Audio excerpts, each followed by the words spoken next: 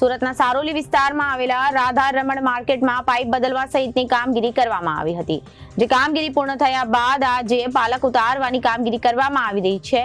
દરમિયાન પાલક ઉતારવા આવેલા કારીગરો ઉપર ચડી રહ્યા હતા ત્યારે પાલક તૂટી પડી હતી, જેના કારણે 5મા માળેથી 3 જેટલા કારીગરોને નીચે પટકાયા હતા, જેમાં 2 યુવકોના મોત નીપજ્યા છે, જ્યારે એકની હાલત ગંભીર છે। 2 યુવકોના હાથમાં લોખંડની એંગલ હાથમાં આવી જતા લટકી જતા બચી ગયા હતા। મળતી માહિતી પ્રમાણે રાધા રમણ ટેક્સટાઇલ માર્કેટ ખાતે પાઇપ બદલવા સહિતની કામગીરી કરવા માટે ઘણા સમયથી પાલક બાંધી કામગીરી કરવામાં આવી રહી। દરમિયાન આજે કામગીરી પૂર્ણ થઈ જતા પાલક ઉતારવાની કામગીરી હાથ ધરવામાં આવી હતી, જેને લઈને મોન્ટુ પાસવાન, સંતોષ વૈદ્ય સહિતની 8 થી 10 કારીગરો માર્કેટ પહોંચ્યા હતા। ત્યારબાદ પાલક ઉતારવાની કામગીરી કરી રહ્યા હતા। સંતોષ, મોન્ટુ, મિંકુ, મંગેશ અને શિવમ મિશ્રા પાલક ઉતારવા માટે ઉપર ચડી રહ્યા। 5મા માળે પહોંચીને કામગીરી કરતા હતા। દરમિયાન રસ્તો ખુલી જવાના કારણે પાલક તૂટી પડ્યો હતો, જેના પગલે મંગેશ અને શિવમના હાથમાં લોખંડની એંગલ આવી જતા પકડી લેતા નીચે પટકાતા બચી ગયા હતા। સંતોષ, મોન્ટુ અને મિંકુ 5મા માળેથી નીચે પટકાયા હતા, જેથી તેમને તાત્કાલિક સ્મીમેર હોસ્પિટલ ખસેડવામાં આવ્યા હતા।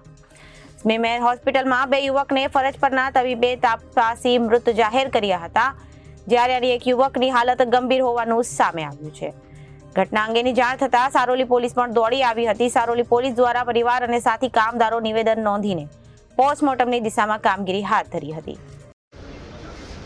जी, आपका नाम? शिवम मिश्रा।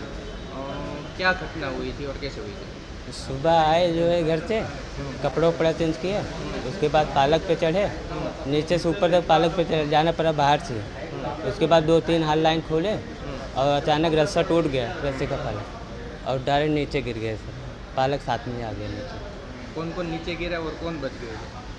मैं, मंगेश, 2 जन बच गए, और मोन्टू, मिंकू और संतोष, ये 3 जन नीचे गिर गए थे। इसमें से 1 जन बचे हुए हैं। वो किसकी मौत हुई? संतोष की और मोन्टू की।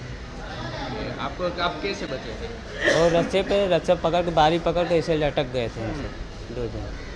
फिर उसको कैसे यहाँ पे लाए थे? फिर एम्बुलेंस से, हाँ 108 से। तो यहाँ पे क्या बोला डॉक्टर ने लाए तो? डॉक्टर ने बोला 2 जन तो डेड एक्सपायर हो गए, और 1 जन अभी सीरियस है, उसका कमर पे फ्रैक्चर हुआ है।